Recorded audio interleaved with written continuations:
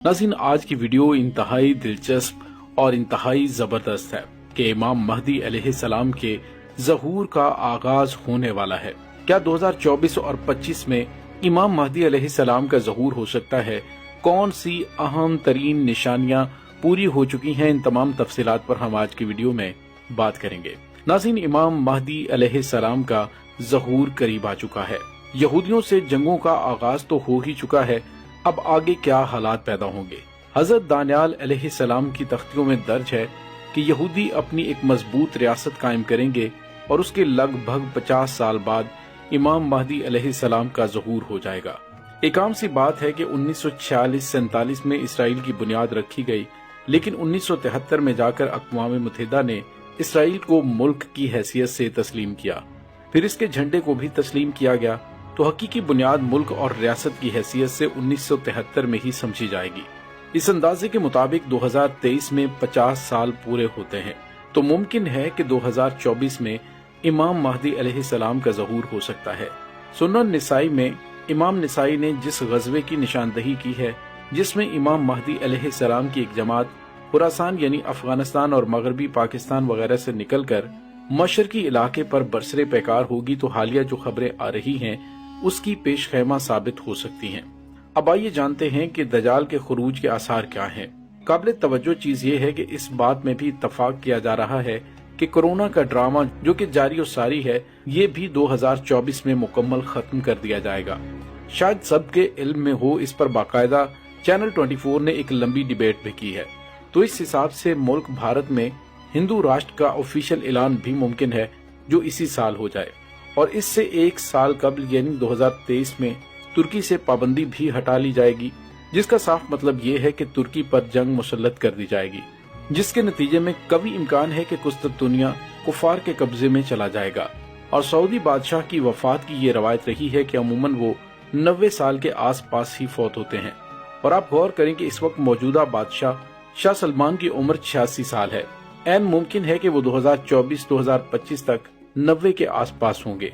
और खिलाफत उस्मानिया के सकूत के 100 साल भी 2023 में मुकम्मल हो रहे हैं।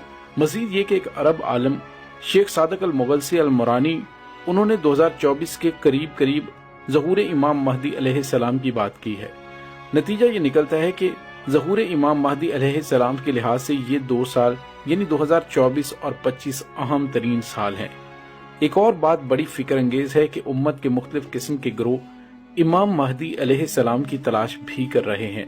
और खबर ये भी आई है कि मुख्तलिफ जहादी तंजीमों के जिम्मेदारान लीडर इस वक्त काफी फिक्रमंद हैं कि इमाम महदी अलैहिस्सलाम की क़यादत में सारी दुनिया में जहाद शुरू किया जाए, और वो इसके लिए उनकी तलाश में निकले हुए हैं।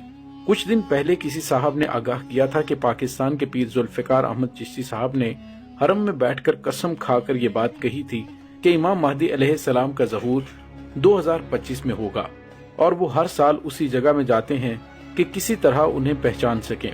अब अल्लाह जाने ये क्या राज है। और नाज़रीन, एक और बड़ी अहम बात है कि मौलाना सज्जाद नोमानी साहब का एक बयान, जिसमें हजरत ने सूरह काफ की तफसीर करते हुए बड़ा अजीब नुक्ता फरमाया। उन्होंने कहा कि अल्लाह ताला ने दज्जाल के फितनों का जिक्र सूरह काफ में किया है, और सूरह काफ 15वें पारी के निस्फ से शुरू होती है। इससे मालूम हुआ कि दज्जाल का खुरूज 15वीं सदी के निस्फ में होगा। आगे उन्होंने फरमाया है कि 16वां पारा शुरू होते होते दज्जाल का जिक्र खत्म हो जाता है, जिससे मालूम हुआ कि 16वीं सदी से कबल ही ये फितना खत्म हो जाएगा। और नाज़रीन, इस दलील में वजन भी है।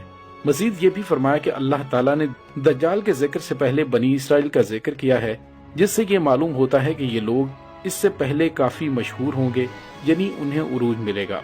अब इनकी बातों पर जरा आप गौर कीजिए, तो इसमें यही अंदाजा निकल कर सामने आता है कि चूंकि दज्जाल के 15वीं सदी के निस्फ में आमद का इम्कान है, और हजरत इमाम महदी अलैहिस्सलाम इससे कबल 5-6 साल कबल आएंगे, और इस वक्त 1443 हिजरी चल रही है।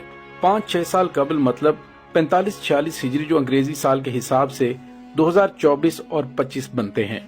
इमाम महदी अलैहिस्सलाम के ज़हूर के बाद बहुत मुमकिन है कि 2025 के बाद इमाम की क़यादत में तीसरी आलमी इस्लामी जंग हो। बहरहाल, आप जिस तरह भी गौर करें, यही 2 साल सामने आएंगे। मालूम हुआ है कि ये 2 साल उम्मत मुसलमा के लिए बड़ी अहमियत के हामिल हैं। अल्लाह रब्बुल इज़्ज़त उम्मत मुसलमा की दज्जाली फितनों और साजिशों से हिफाजत फरमाए।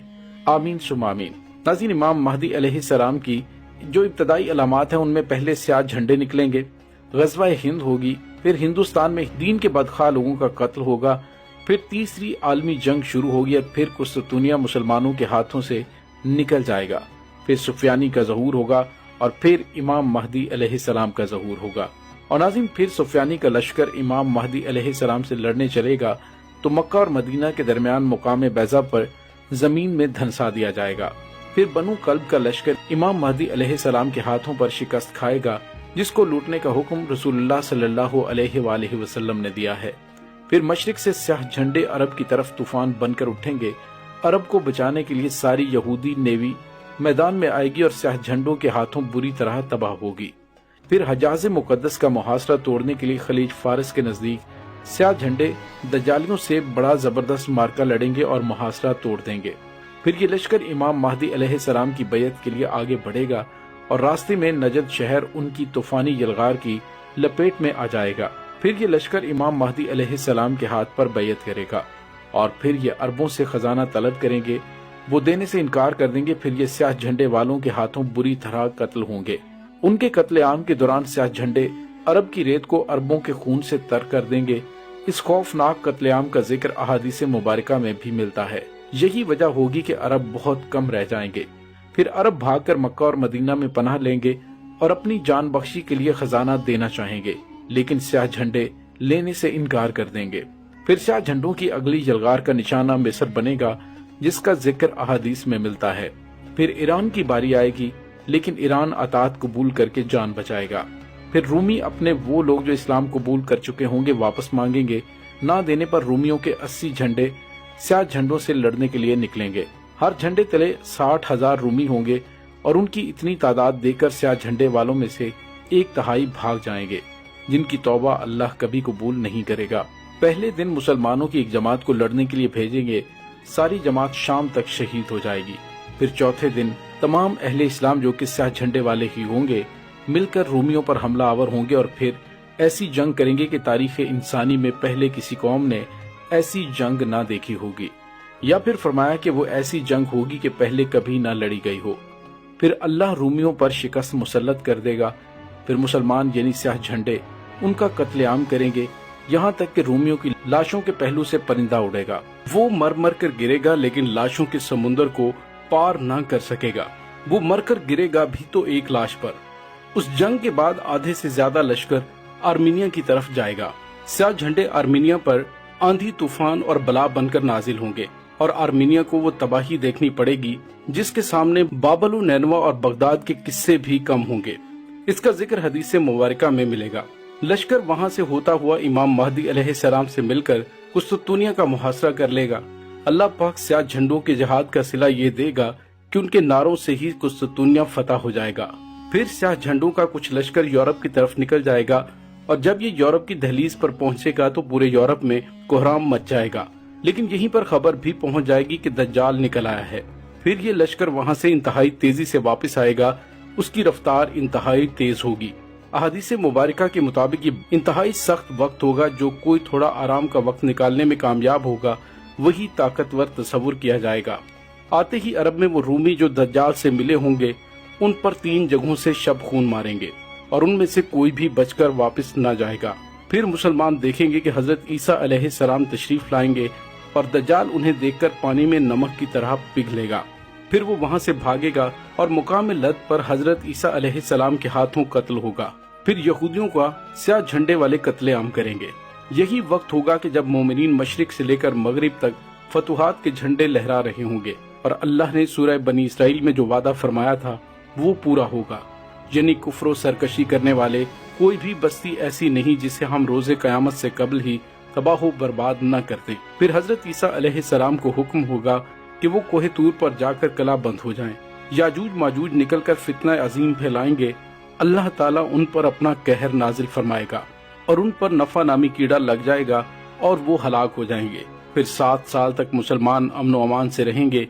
अमन इतना ज्यादा होगा कि बच्चा शेर को भगा देगा। जिहाद खत्म हो जाएगा, तलवारें दरांतियां बन जाएंगी, शैतानियत तबाह हो जाएगी और शैतान को जो कयामत तक की मोहलत दी गई थी वो खत्म हो जाएगी।